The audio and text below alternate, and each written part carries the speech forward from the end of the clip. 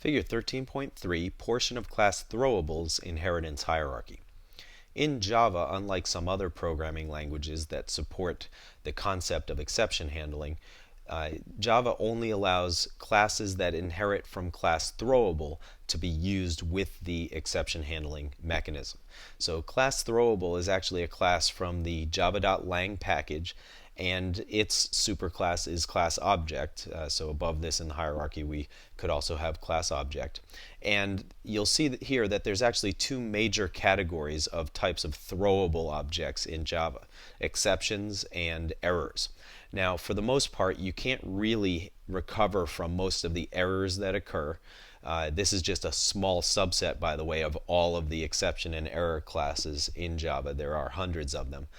But the key thing here is that we've got two different major categories, exceptions and errors, and we generally only focus on the exception part of the hierarchy because once an error occurs, it's typically something that you can't recover from. For example, once you're out of memory, there's really not much you can do. The program needs to terminate, and one thing you can do is potentially execute your program with a larger pool of memory allocated to it the next time you launch it, and you can do that via command line options to the Java interpreter, the Java runtime.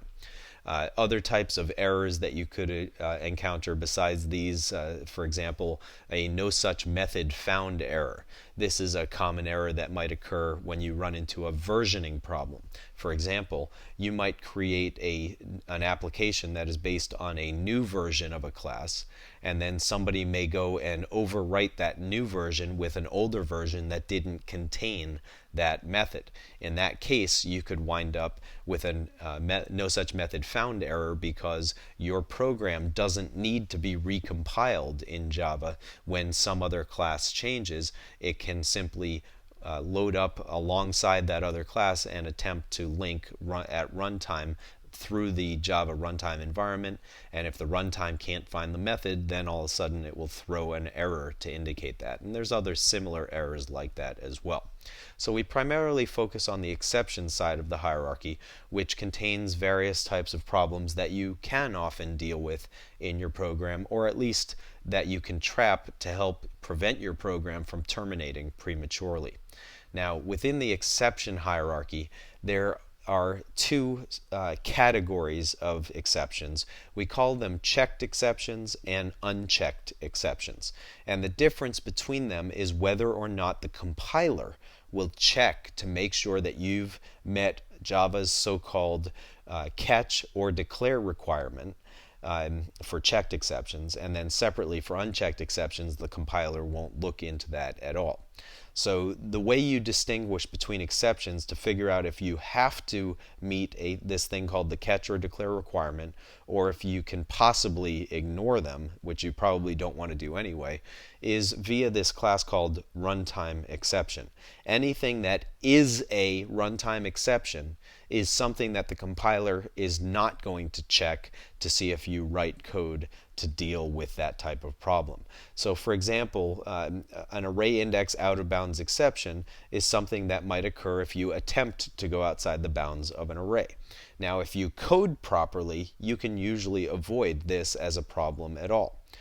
Similarly, things like null pointer exceptions can be avoided by checking a reference before you use it to make sure that its value is not equal to the keyword null. And if that's the case, then you know that you have an object to refer to and that you can invoke methods on that object.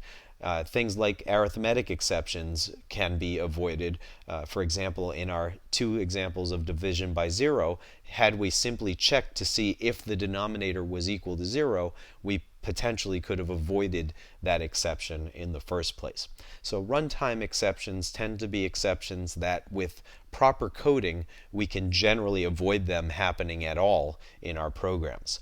All other exceptions that don't derive from runtime exception, which means the exception class itself and all of its other subclasses, those are so-called checked exception types. And for checked exceptions, Java has something called the catch or declare requirement, and that basically says that you're either going to wrap the code that causes those problems in a try-catch sequence and catch the problem, or If you don't catch the problem in a given method, you're going to use a throws clause to indicate to that method's caller that you're not dealing with the exception locally, but rather the caller will be responsible for dealing with that exception.